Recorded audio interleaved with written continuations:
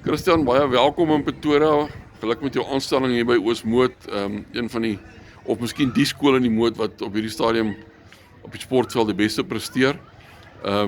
So miskien nie baie druk op jou nie, maar so 'n bietjie van 'n uitdaging om selfs te verbeter op die vorige prestasies. Hoe lyk jou planne korttermyn en langtermyn vir Oosmoed as sportdirekteur? Ja, ek dink dankie vir die geleentheid om met sommer laat julle eers met ons te gesels. Oosmoed is 'n skool met baie potensiaal.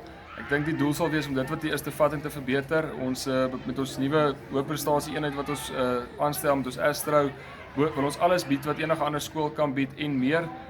Ek glo met al ons afrigters die kennis wat ons intrek op die oomblik by die skool, die ondersteuning wat ou het van bestuur van die skool is ongelooflik goed en ek is baie opgewonde vir die verskil wat ons gaan maak in die volgende tydperk. Ek dink ons kondisionering is iets wat sport aanbetref wat ons groot aandag gaan gee van Januarie af.